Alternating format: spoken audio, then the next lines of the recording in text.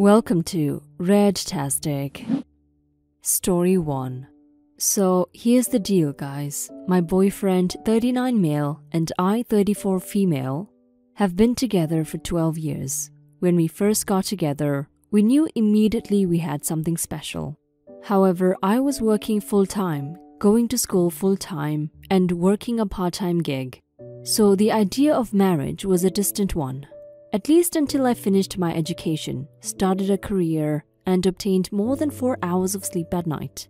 Oh, but what's that saying again? Life happens when you're busy making plans. Welp, in 2011, my dad suddenly passed away. My mom's broken heart followed him a few years later. They were married for 46 years, and both of them passed away young and suddenly. They were only in their early 60s.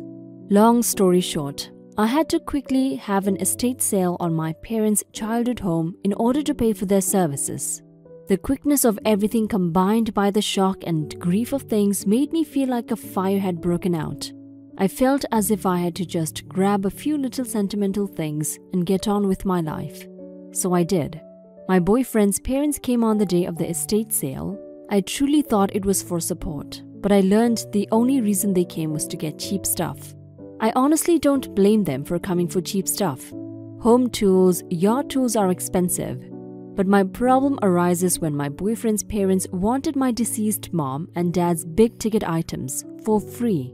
Effing cars, major appliances, sleep number bed, shit like that. Like, dude, come on. My boyfriend's parents are cheap, period. No way around that. I get it. Long story short, I found my mother-in-law selling my dead parents' possessions at a garage sale that I was not supposed to attend. Yay, in-laws. Edit. Sorry guys, I got pretty sleepy there and didn't give y'all the justification the story needed. Also, it's difficult for me to describe what happens next because it truly showcases my ugliest side. But by popular demand, here we go.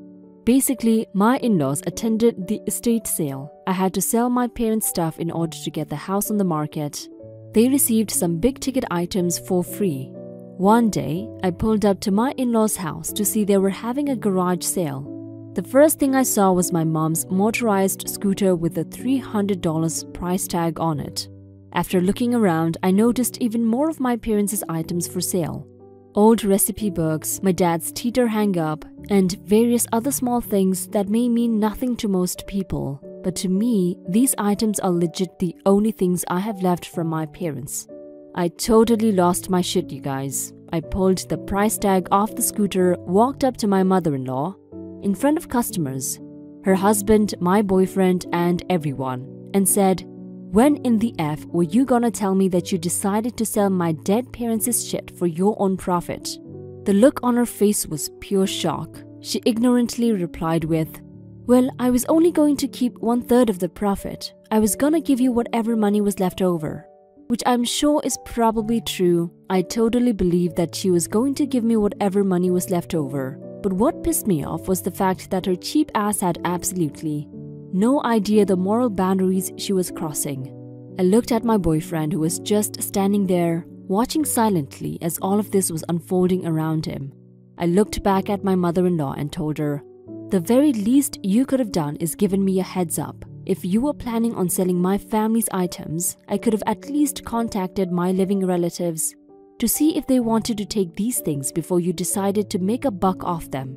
I announced, "This garage sale is closed. Everybody leave and get the F out of my face." My mother-in-law was like, "You're being silly. You don't have to close the garage sale." I took one look at her and everyone walked away. I proceeded to take everything I found of mine or my parents' things off the table, and I haven't spoken a word to my boyfriend's mom since. That was about a month ago. I know hate is a strong word, but I really think I hate my mother-in-law.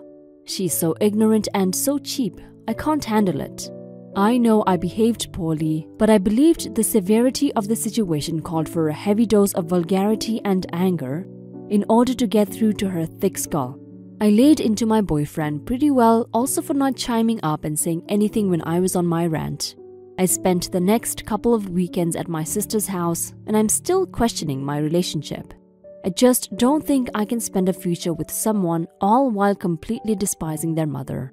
I know my worth. At least I think I do.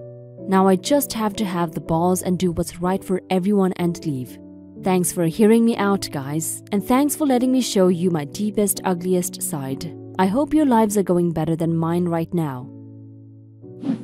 OP, that's awful. I'm so sorry for your loss. I think you're definitely right to be questioning your relationship. Your boyfriend is nearly 40. He should know how his mother is, and if he's not sticking up to her for doing something so obviously wrong or doesn't realize how wrong it is, that can lead to serious cracks in the relationship. I would have a sit down with him and lay out how you feel and what you expect from him in terms of his parents and your feelings for his mother. And if that's not something he can handle, then he can keep living on mom's apron strings and you can save yourself a lot of stress. Frankly, he should have been the one to tell mother-in-law off when he saw what was going on. You shouldn't have had to. Now for some comments. Your boyfriend didn't side with you when you were upset, but he was also complicit in the garage sale that was kept secret from you. He didn't tell you it would be happening or was happening, depending on when he found out about it. And he didn't confront his parents about selling your parents' things that they got for free and that you didn't really want to be part with in the first place. I am thoroughly unimpressed. I would be questioning the relationship as well. You are going to have a long, hard think about your relationship with significant other, and counseling may benefit you both. But as to both mother-in-law and father-in-law, not to be trusted. They just proved that they are willing, ready, and able to use your vulnerability if there is any benefit to themselves. Their words after this, if there ever is an actual apology and not just a rug sweeping, you took it the wrong way or overreacted, will be just words. And as for the only going to keep 1/3 of a thing you would have had no idea about, total BS for being caught red-handed if she was ever considering giving you anything before you showed up, which I 100% doubt. It was at most half. She pushed out the extra to make her seem less skeevy to onlookers, because I bet she was catching some looks. I think reconsidering a 12-year relationship is a bit extreme. It's not your partner's fault his parents are trash, and while he should have spoken up, he didn't defend them to you either. Perhaps he just didn't know what to say. I would be pretty stunned if I saw my parents doing that to someone else's belongings. Now, if he had known that your parents' things were going to be sold at the garage sale, and they specifically told him to keep it from you and he did, that's different. Then I would definitely reconsider the relationship because he would be showing he couldn't be trusted. But if he's largely an innocent party and it's the first incident of him doing this, I think in time you could work through it. You don't have to see or speak to mother-in-law or even have her over to your house. If you have kids, you could make it a solid rule that she doesn't get to see them without your significant other there. But I would give him another chance to put this right. Story 2. My daughter has a neurological issue which has caused her some struggles. She misses school sometimes for hospital stays, usually only 2 or 3 days at a time now. She has some motor delays and speech impediments. She has absence and focal seizures that are easily mistaken for just zoning out or just being disruptive. I am very possibly overly sensitive to her feeling like people underestimate her or see the worst in her. I tend to get upset with her school for how they grade or fail to reward her. 2 recent examples. She got a horrible report card this semester. She was marked does not meet standard on things I know she has a cold. In the conference, the teacher said flat out that they marked her down if she didn't say the exact word correctly because of her speech impediments. So she can say identify a trapezoid and a sphere, but since she says trapezoid and sphere, no credit. She can tell you if you're making the correct blended sounds, but since she cannot produce blended sounds like tr or per, she is marked down as not recognizing them and is essentially failing kindergarten again. They already held her back. They also would cut her off if she did not answer within a few seconds, despite knowing and acknowledging that she has frequent absence seizures. Also, they gave awards to kids who made 100 days with no tardies or unexcused absence. She had neither, but they still did not give her an award. When asked afterwards, it was because she had no unexcused absences, but since she had spent a total of 11 excused days, 1 for a socio-psych eval the school requested, The rest in hospital with extra homework to make up for what she missed in class. They said it just wasn't fair to the kids who saw her miss so many days.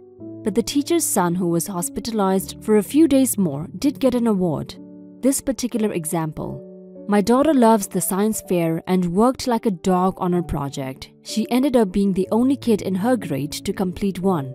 She was awarded second place for her grade. I asked the admin about it later when I returned to pick up the project at the end of the fair and was told since it was a solid B grade project, they had made the call that it was more appropriate to give her a second place and just not give out a kindergarten first place at all. I am livid. I feel like they'd rather throw the ribbon in the trash than reward my girl. On the other hand, my daughter is thrilled to have won a ribbon, and she still is qualified to move on to the county fair. She is proud of a second place. I don't want to diminish that for her, but I think giving her a second when she was literally the only one in her category is utter bullshit. Am I the a-hole for wanting to take the admin to task over ribbon color? Update. Thank you everybody. After having others in my life try to convince me, it took coming to a spot where anonymous internet users were freely encouraged to tell me I was being the a-hole to come to terms with the fact that I have allowed myself to be gaslighted by the school. They put so much effort into convincing me I was just overprotective and not savvy and impartial enough to get the bigger picture. I know that letting them plant doubts about my instinct has been to my daughter's detriment. Her dad and I have been planning and trying to make some big decisions over the weekend. We have called for an IEP meeting because it is the easiest way to get all the major plays in this debacle in one spot. We have reached out to advocacy groups in Oakland and Sacramento because we can't find one closer yet. We are in one of the most rural spots in North Cal. Her dad is absolutely dead set against her going to the other kindergarten available. He wants to make the school work, but based on the advocacy group's suggestions, he's also willing to consider homeschooling. I don't think this is an ideal option for her, but supplemented with things like dance classes, t-ball, etc. for socializing, I think we could make it work. There is a small local paper about 1,500 circulation, but like a rabid dog with a bone, they have squared off with the school system before. And her dad knows people involved with Chico State's Orion. But we won't take that step until we meet with an advocate for some guidance and to lay out the paper trail we have. It's hard to face up to what I've protested, but ultimately let them get away with. But it is over now. OP, so let me get this straight. They gave her second place for her group, of which she was the only student. And no one got first place? I don't care whether she missed 99 out of 100 days, or can pronounce anachronistic, she was the only competitor. So first is hers by default. It also sounds like she submitted a pretty good entry regardless. The school is being discriminatory and dickish to your daughter. They are the a-holes here, not you. I would be taking them to task over all of this. Every single example you gave shows a school handling things poorly, not the a-hole. Now for some comments. You sound like a concerned parent of a child with learning difficulties who is doing all the right things in the face of a bunch of a-holes. Keep up the good work. My mother-in-law is the mother of 2 children with different disabilities, and she's one of the best, most difficult, inspiring people I ever met. Never stop fighting. I would scream at them every single effing day for the way they're treating your daughter. That's a situation I would drive for ages just to argue over. People like that who have children of their own who are just as, if not more absent, and still being rewarded are completely in the wrong on that, and shouldn't be able to decide at all.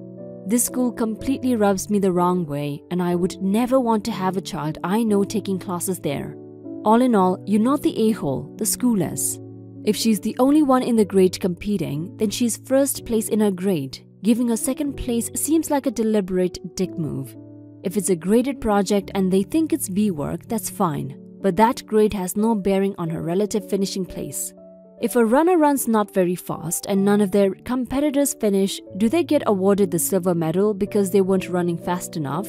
Of course not, because that's effing stupid. It certainly sounds like the school is not making reasonable accommodations for your daughter's medical condition. And it kind of seems like the school staff have their collective heads up their ass. That makes them a pile of a-holes, and you are a concerned parent, not an a-hole.